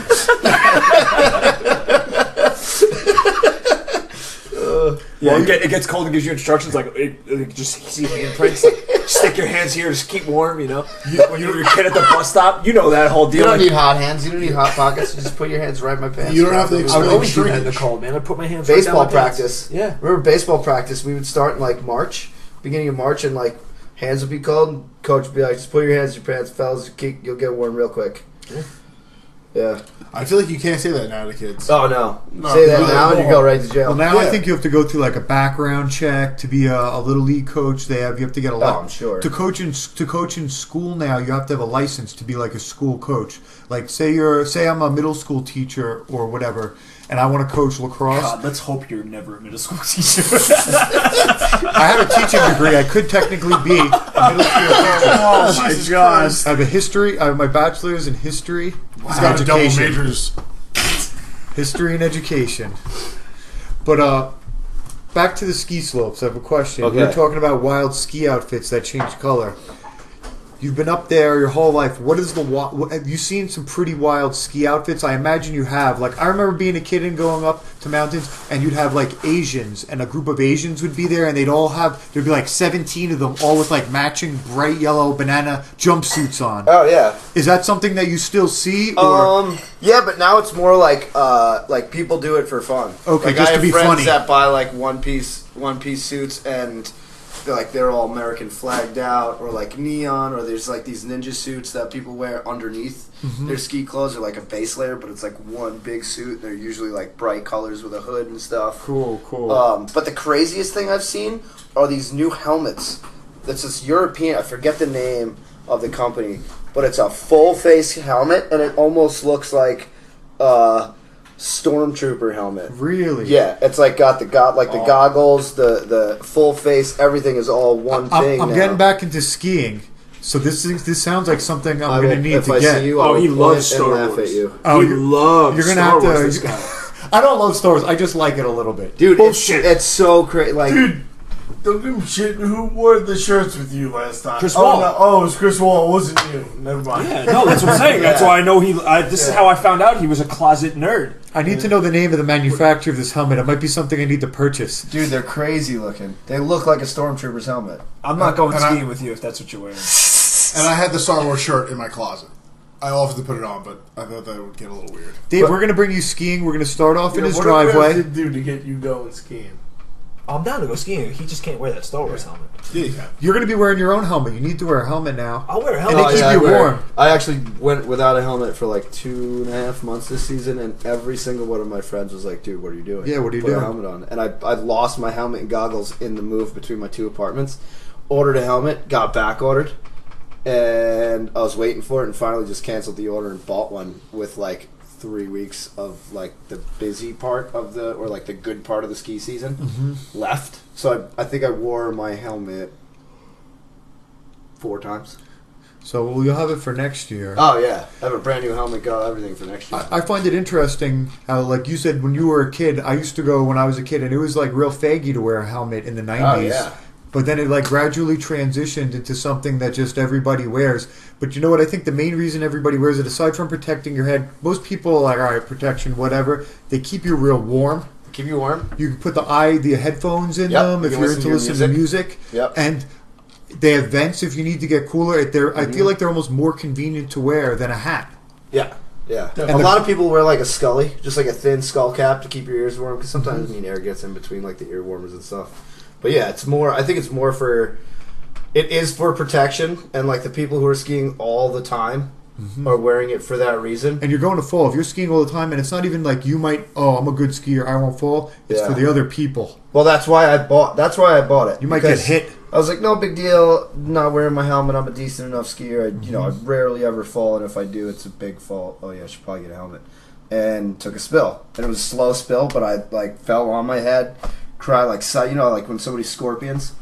Like they go face first, and then their legs come over their head, and almost like their toes touch the ground. Like I side scorpioned over my neck and heard my neck crack like 5 times. I was like, all right, it's time to buy a helmet. And yeah, How many accidents happen at the ski slope that are somebody knows what they're doing, but then somebody runs into them from behind or the side? That's a regular occurrence. Yeah, that's a regular occurrence for sure. Yeah. I mean, I could see Is that that. a sport? I feel like What, running into people in front of you? Well, yeah, like that's so there's like rules. Rules of the road, rules of the mountain. That's like number 1. There's ski and control. Don't ski out of your ability level, and the person in front of you has the right of way. Those are the first 3 rules at every ski mountain. And if they're not up dead mountains, they're all assholes. Like you should have those. You should have those rules for people to see at all times, because you would not believe the amount of. I mean, maybe, but you would not believe the amount of ski accidents that occur or injuries that occur from people just skiing right into somebody that's in front of them. Because I would believe it, because it's like driving on North Ocean or Nichols Road or the Long Island Expressway on any given day. Like everybody's in La La Land, people are on vacation. We call it like vacation brain, vacation mode. Like I'm the only one out there, no one else is around, and like people just ski into people all the time. I wouldn't be You shocked by that, wouldn't because be I would surprised. expect people like almost wanting to set out to do something like that. There's like No, missiles out there. That No. Dave, you run into somebody on ski, have a couple ski falls, and you'll be like, yeah, nobody wants to run into anybody. The spills are pretty devastating. No, I don't mean that they're not devastating. I'm not trying to make it sound like there's malicious people out there that want to do it. I mean, it just sounds almost like something, like some type of extreme sport that would like. Okay. I don't mean it in those terms. I mean, Like maybe Japan might have a game show on it where Yeah. people just like ski into each other. For That's fun. what I imagine. Could be a Japanese like bumper game cars show. on skis or something. Totally, Well, that's like it's close to it, but that's like the, what do they call them? The bank slalom races, where it's like 5 or 6 dudes in a line. Oh, I've almost seen like those. a dirt bike race, and it's downhill, right? And it's just berms, turns, and rollers, and gate drops or you hear a beep or a horn, and these dudes just take off, and they're racing to see who's going to get down the mountain the fastest. Darren Rowles is a professional skier. He does it. It's called the downhill bonsai race, or the bonsai downhill race. Yeah, and it's at, I think, Squaw Resort out in California. And they bump into each other and shit. And it's not on purpose, but yeah, dude, you're trying to get down the mountain the fastest. You're gonna nudge somebody to get around them and shit. Yeah. I almost imagine it like dude, there's guys hitting rollers and going over people's heads. Just Yeah. In my mind, I imagined it as like almost like bumper cars on skis or like roller derby on skis, like, right? Where it's like physical. That's what I was thinking. Well, you ever see Out Cold? The movie Yeah. Out Cold? Yeah. Oh god, the Chinese downhill. Yeah. First one down with the most beer in their cup wins. Right. Yeah. So People do that for fun. that's what I imagined. That's what my I was friends talking do it for fun all the time. It's crazy. You know what that just reminded me of, man? To bring it back to another like documentary, because we've been on that theme a little bit lately. You told me to check out that documentary McConkey. McConkey, Shane McConkey, yeah. Oh, that He's one the was man. awesome. Yeah, that was a pretty incredible. That was Yeah. awesome. I love that. Lauren Napoli, remember her? Yeah. So Kelly Neary was out in California, and Lauren met her out there, and they went to Squaw for the world premiere of McConkey, which is a documentary about Shane McConkey. He passed away. Who was he? He was a professional skier. Okay. He started out as a ski racer, went to Burke, which is in Vermont. He's from the West. Went to Burke. His parents sent there for racing. He was a badass. He didn't give a fuck. Like, he wanted to ski. That was his ultimate goal. He just wanted to ski. He was the ultimate ski bum. Best documentary. Yeah, and he wound up evolving the sport. He was the one who basically pushed ski companies to make fat skis for powder, because he went out to Alaska with a pair of water skis and side-slipped a spine on water skis and said, hey, look what I can do. I can float on snow with these fat skis, start making fat skis. And K2 Ski Company came out with the pontoons, which was the first fat powder ski. And those were Shane McConkey's signature ski. Cool. And he evolved from that to what was called ski basing. So he would put a parachute on Nuts. and ski down. He explained it this way: there's all these crazy ornate, aesthetically pleasing to the eye looking lines, and there was no end to it. It was just a 600-foot cliff. So I strapped a parachute on my back and skied off of it, threw my poles off, and just pulled the chute. So he's literally base jumping off these mountains on his skis. Went from there to wingsuits, like wingsuit flying, and him and TJ Holmes were out in I don't want to ruin the movie, but I mean, this is how he Dude, died. McConkey was such a good He documentary. passed away basically wingsuiting Doing what he loved. Italy, doing what he loved, and Awesome documentary. he Definitely actually got his wife to base jump. She was like, I want to know what the whole obsession Yeah, is. she jumped She off a knew, bridge, right? Yeah, she knew, but she wanted to feel it for herself, and she base jumped off like this big bridge, out west, and yeah, she was like, I get it now. So looking at some no holds barred skiing, Oh, it's snowboard, insane. fucking downhill, just absolutely insane shit going on right now. Oh yeah, it's nuts, dude. They're like rollers, doubles, That's how tabletops, skiing berms. should be. Yeah. I like that. That's And then fucking just awesome. chugging fucking beers afterwards. Oh yeah. I know you're. Do you snowboard at all? Or just ski? I can, but I ski it. I've been doing it for 30 years. Yeah. Did you see? This reminds me. There's another sick documentary that I watched called The Crash Reel.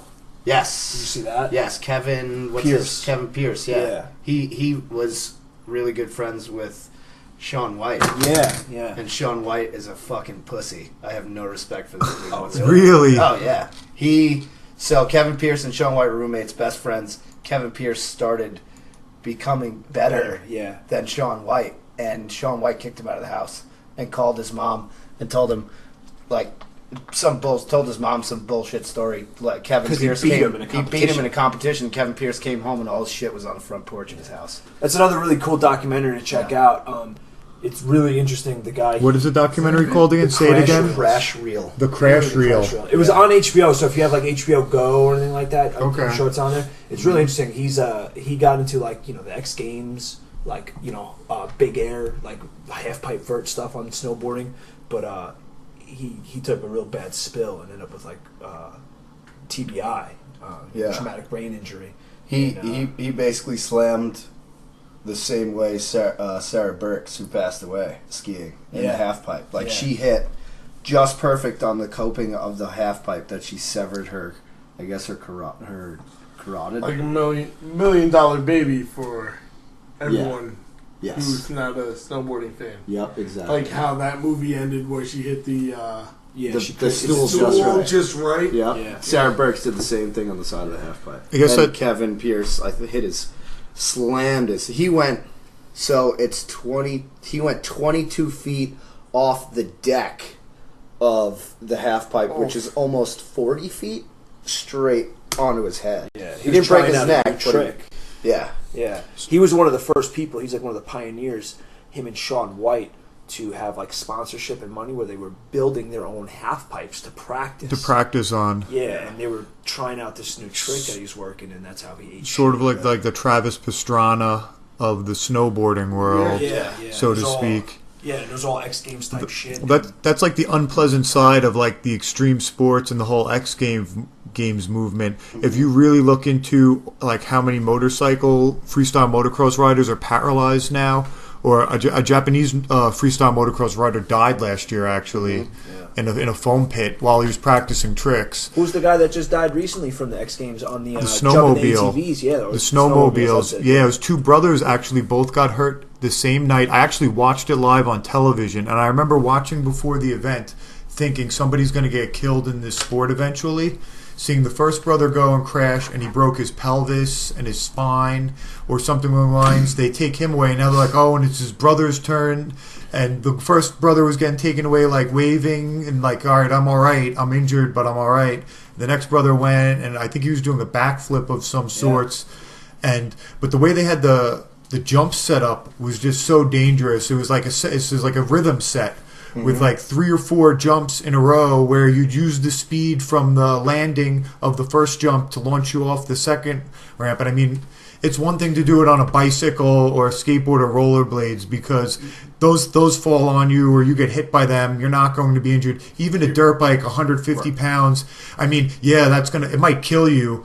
But a 150-pound dirt bike is not an 800-pound snowmobile or 600-pound snowmobile, or I don't know how much theirs weigh, but they're very heavy. They're like 800 or 900 pounds. Yeah, easy. the big ones are huge. I have a snowmobile, like a big 2-seater, but I mean, I'm sure. I mean, a 3-seater fits 3 people, but I bet theirs are like a little bit lighter. Right? Yeah, those are big boys, dude. Those go like 90 miles an hour. Yeah, those it's a lot fast. It's a lot of fun. I ride it around. I take it to the bar when it snows on Long Island. Oh, you wouldn't believe, dude. So they have these things called the Vast Trails. Up by you, I know all about them. Yep. And they're snowmobile trails, and you can literally go to restaurant to restaurant.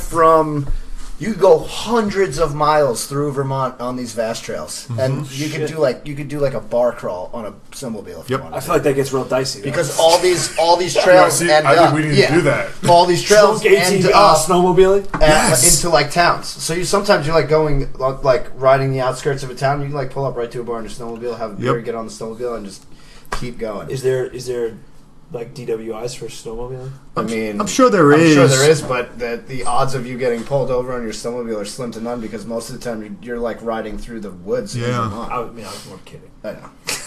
But yeah, the extreme sports thing, like extreme sports injuries. Yeah, extreme. You guys were talking about like extreme sports injuries. There's this dude, Roy Tuscany, who is from the valley where I live, Waitsfield, the Mad River Valley, and he has a foundation called High Fives.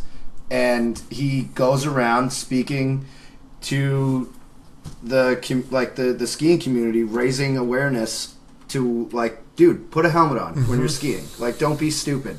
Like CANY, yes.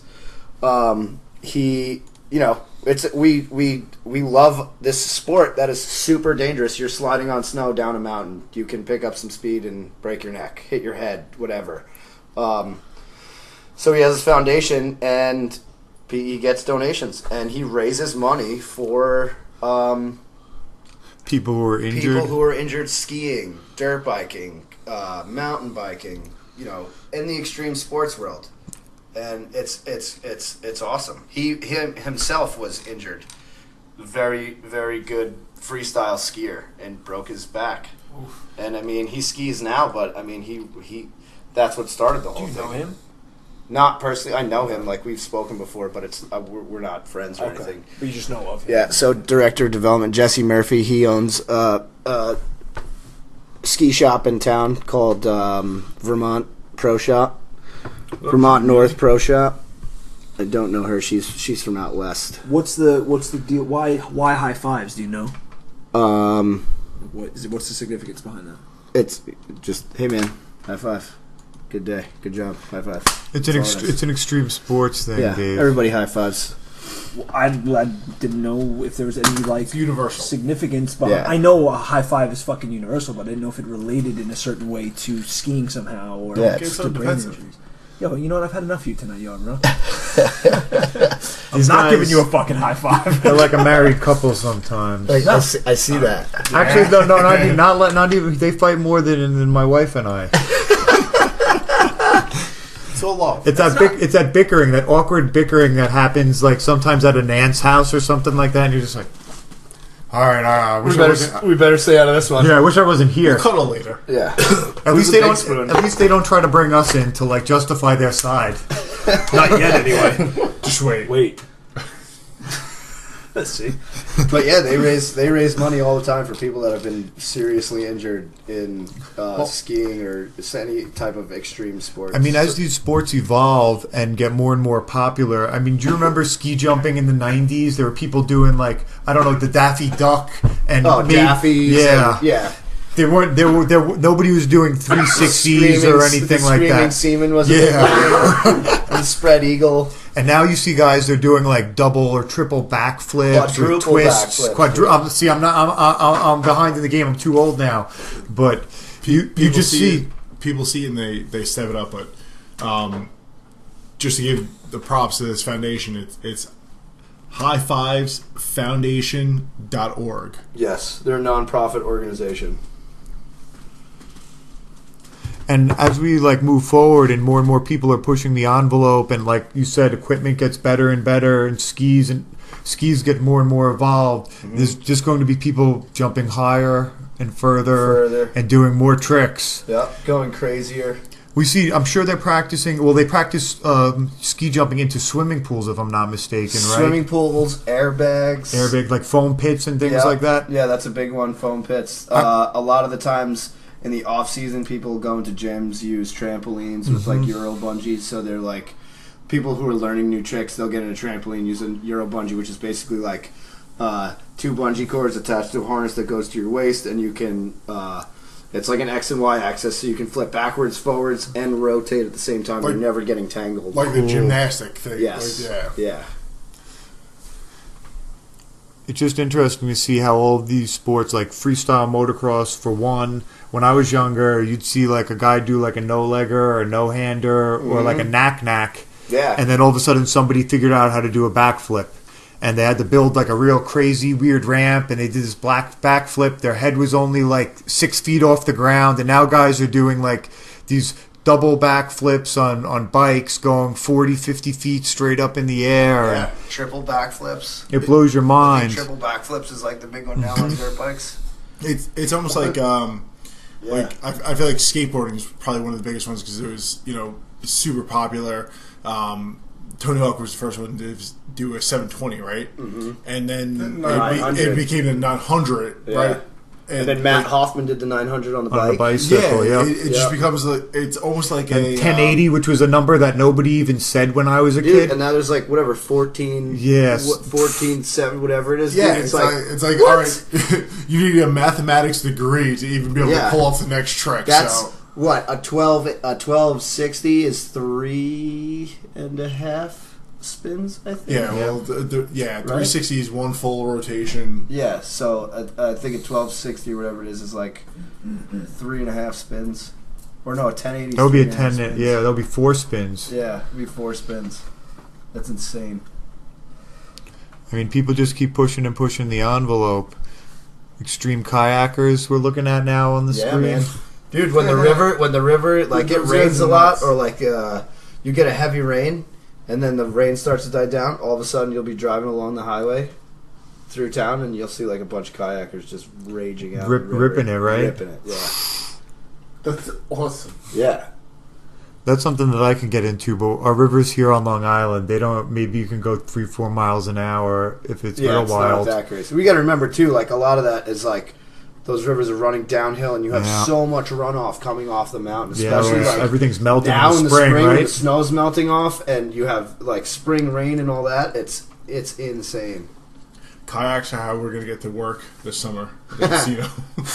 I don't Fuck know the about ferry. you, but I'm too lazy to go across the river in one of those. Yo, you're on keto, son. You'll be fucking ripped by the time the summer comes. We'll get you like an inflatable Zodiac or something like that.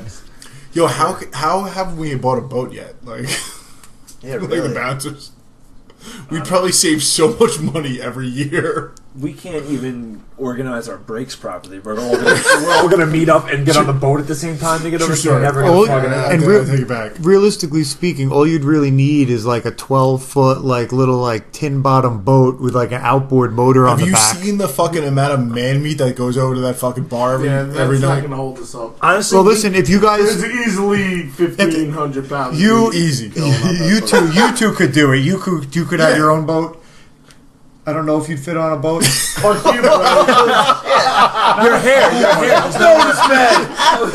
your hair won't fit. It's too beautiful. Sorry, Mike. Save. I feel like we could probably Ace Ventura it over there. Like, you know, when he gets in that little dinghy and puts like the fan in the water. we could get there on like that. Yeah, he goes 5 feet. You got to go It's like a probably couple half mile. It's not that bad. We can It's get not over there. bad. Yeah, it's not that bad. So I have a question Backtrack about to hell. I have a question about the farm. Do you guys have a timeline for getting the whole farm up and going, or is the first year you're going to do just beef and grow some plants, or what is the schedule? Well, I mean, looking like? he's renovating the house and everything, so like he's moving his family and everything onto the Okay. farm, so they're living there. Gotcha. So there's a farmhouse there. He's renovating the whole inside. Projected middle of June, I think. Sometime he wants to be in the house the latest. So but probably- I mean, as far as the farm goes, it's gonna take a couple It's gonna of take years. a little bit. It's probably gonna take a couple of years before it's like.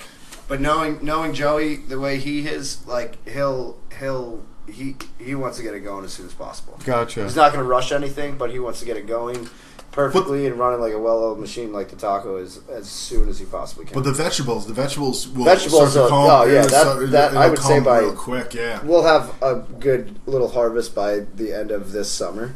Does anyone have For any sure, farming yeah. experience involved in it? Okay. His wife. All right. Cool. So she's like his real wife, into his it. brother-in-law too. So yeah, they'll all. Plus, there's other people that we know. One of the guys, his girlfriend, she farms a lot, so she'll be up there. That's cool. Yeah, and that's the other cool thing, Joe. You know, the summertime business gets slow, and so he's like, "Hey, if you want to trade a day at the The restaurant. for a day at the farm, go right ahead." That's not Dude, bad. that's awesome. Yeah. You can learn how to do some of the everything, things man. yourself. Yeah, And like that's I'm what looking at like I want to slaughter some chickens. I want to slaughter a pig, dude. Don't milk it. I will try not to. I mean, if I milk it, I'm not going to drink it. but it's awesome to have that that option to be like, you know, I grew up in the restaurant industry, so you know, you'd work 12, 16-hour days, like stuck in a kitchen. Oh, yeah. Like, you have no idea what's going on in the outside world, but if you could change it up and be like, yeah, I'm gonna work 3 days in the kitchen, 2 days out on the farm, like get some sun, get that different world experience. Yeah. Like I feel like that'd be huge. Like it would Oh, keep and- so many and- people more interested in like where you don't.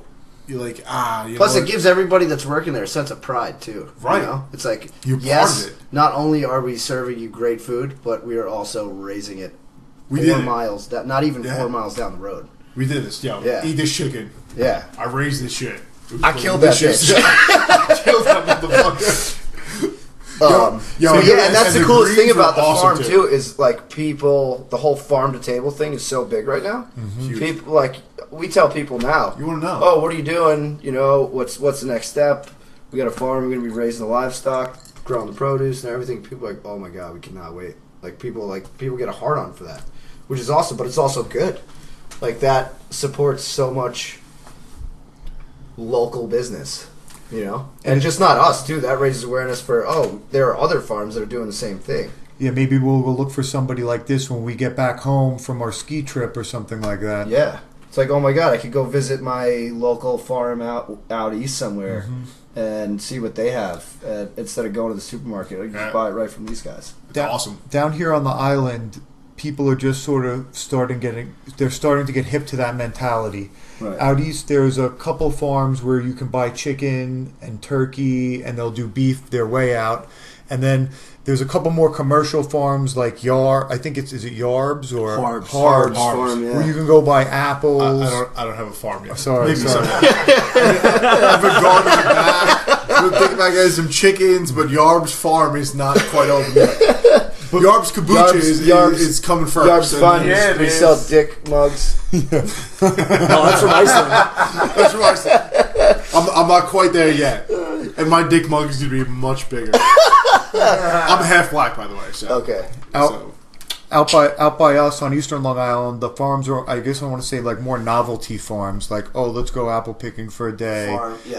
Let's go pumpkin picking That's for like a the big day. thing with Harbs. It's like Harbs is big for pumpkin picking. Pumpkins and apples. I go every year apple picking out there, and they're like $45 or $15. You get this bag that holds like 8 or 9 apples, and you're like, man, I just want to get like a giant sack that holds like 80 apples so that I can go home and be good for a while. Yeah. There are some places out there though that you can still get like real quality organic type farm food. Like there are some places.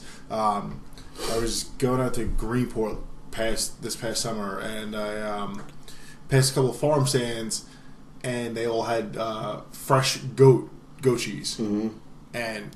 It's so good. I love goat cheese, which is funny because for years I hated it, and I don't remember what turned me onto it, and ever since I've been a fucking goat cheese junkie. Like I'll eat it anytime I get it, and the fucking. I've never heard of anyone that was really into goat cheese. It's so good. Dude, like, it's so I good. like Dude, real good. It is No, really I'm not good. into Dude, goat cheese in a salad with some like dried cranberries and some like pumpkin seeds or walnuts, or you could even throw candied walnuts in there with goat cheese in a salad. Yeah. That's Banging. And apples. Apples? Not apples. Grapes. Red grapes. Really? Red grape- Okay. My grandpa used to put yeah. red grapes in his salad all the time. Fuck yeah. Dude, you Cut know, 'em right you up. know what fucking pairs awesome with goat cheese? Shrimp.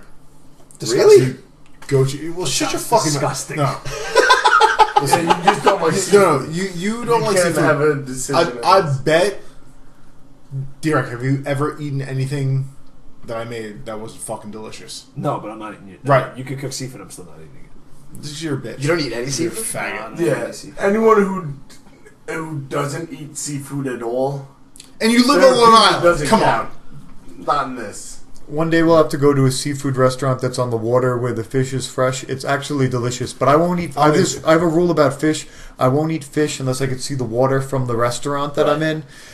It's a good rule, though. It's just like my rule of Ocean thumb. to plate. I like fresh fish. My brother is a huge fisherman, and I eat fish that's caught within a day. And then you can't go to a restaurant where the fish might have been bought at the market the day before or whatever, 2 days before. It's just not the same. It's like you feel like you're getting shortchanged. Well, it's funny. Fish is like the one protein that's like that. Like you could eat a fish that was caught that day, and it's delicious. But if you eat like meat that's slaughtered that day, it's weird. It's super gamey. Like there's not like meat or livestock or whatever, deer, venison, anything like that. Oh, venison especially. Like you need to let it sit for a little while. They gotta cure it, right? Yeah, well, not even cure it, but it's. I don't know. I don't know if There's it's the enzymes blood. or something Yeah, that I don't know have if to it's get. the It has blood to start inside to of break it, but down. There's something Right. that happens, and it takes a little bit of while. But if you freeze it right away, it's delicious. It's good, but fish is the one thing. The fresher it is, the better it is. Yes, Like you could pop a fucking clam. I've been. People that aren't from Long Island don't understand like the joy of like clamming. Like you go out and you clam. You could fucking pop a clam open. Your a oysters. little oyster clam. They throw a little hot sauce on it, and you fucking eat it raw. And it's amazing. It's so fucking good. But at the same time, if you fucking go out hunting and you kill a deer and try and eat it at night, it's disgusting. I don't know why. I wonder if that's why vegans don't care about When we have fish. when we have my brother on the podcast, we can ask him. But he's a huge fisherman, hunter, killer of all animals that taste good. That essentially sums up Chris. I'm gonna pick his brain because I've Kill- only Yeah, recently. I would like to know why that is. Killer of all animals that taste. That's what he's I into. want to If get it, into killing a lot of animals. I bought a nice bow and you'll have Bow to talk hunting's to him. huge Yeah, on the island, dude. right? Yeah. Yeah. Bow hunters, my brother is in the woods every day all year just to prepare himself for the next hunting season. But so back to the farm. So that means is there, I guess probably 2 to 3 years from now we'll be going up to Vermont to eat at the Mad Taco and 2 to 3 years. we'll be we'll be eating food that's grown entirely on the farm aside Oh, I from the think, like, avocados within and the I would limes think within a year. within a year. Besides the avocados, the limes, and the booze. Cool. Yeah. Do you guys have any local booze manufacturers that you Oh guys my buy god, from? there's so many. So there's the Alchemist. They make Heady Topper, which is double IPA. They make a Focal Banger, which is a single IPA. They only make 2 beers. Cool. Those are the 2. Hill Farmstead, which is a big one. They're up in the Northeast Kingdom, which is like probably an hour and a half. Kingdom. 2 hours northeast of where I live, and That's what it's they're called, down- Northeast Yeah, Kingdom. It's just like It sounds like a badass place. If I It's ever had not very inhabited. oh no, It's like a lot of U.S. forest area. gotcha. But Hill Farmstead, they're down. You could go. Actually, you could have a beer made by Hill Farmstead at Tallulah's in Bayshore. Ah, cool. We're gonna have to Yep. give that a try because That's my Yeah. first date spot. Yep. And then there's what else? There's out of state ones. There's Foundation Brewery, Portland, Maine. Base Camp Brewery out of Portland, Oregon. Oh man, there's so many. We have so many. Lawson's. Lawson's Finest Liquids. He's right in Warren, which is 4 miles down the road from the Mad Taco. He's got his biggest one is Sip of Sunshine. That's a double IPA. Super Session is a session IPA. He makes a double Sunshine and a triple Sunshine, which is insane. It's Nice. yeah.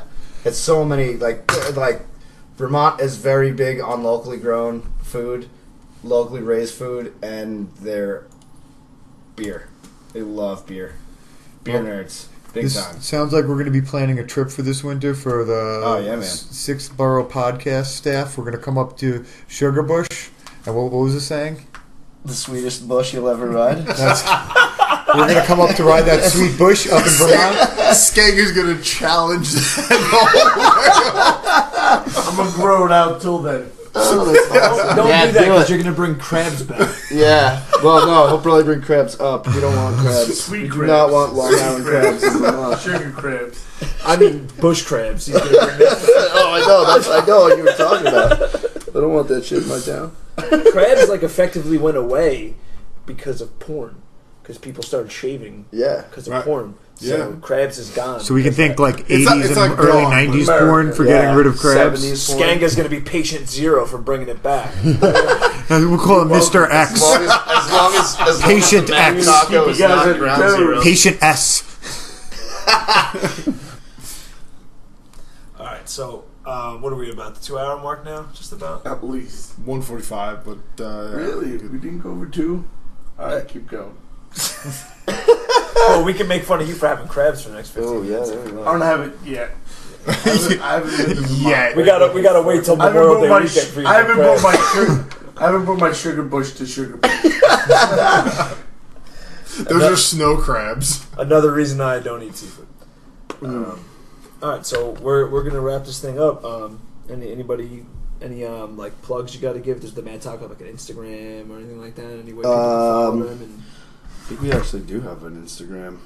you think you're a terrible employee? You gotta look it Well, up. no, because we Yo, your 401k just got denied. don't really use it that much.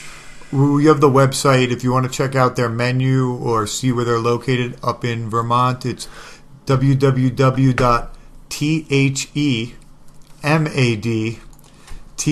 www.themadtaco.com. That's the Mad Taco for the Illiterate. for D-Rock's illiterate friends that are going to be listening. The Whoa! How is it? And my the friends? Instagram Instagram is the Mad Taco Waitsfield. Waitsfield is WAITSFIELD. It's we have to get on that. That's the next step is social media. I'm looking forward to seeing some pictures of the farm this summer. That'll definitely be going up once we get going.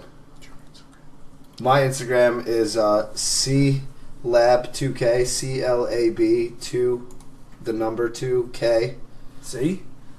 www. You got to spell it out for the dumdums.com. Yeah, and it's www. Not www. When I shortened it. So The hot IT guy doesn't know. I'm not an English teacher. So if you're heading up to Sugarbush this winter and you want to take a ski lesson with Caleb. No, I'm not teaching. Oh, not teaching, just full time at the restaurant. Full time at the restaurant. You're gonna miss out on his charm, but you can come see him at the restaurant. You can see him at the restaurant, then we can go ski if we might be able to hook up. We might be able to hook up a private lesson. Possibly. You can ride your sweet face Sugarbush. Yeah. What's the mustache ride? That costs extra though. You could ride this classic if you'd like.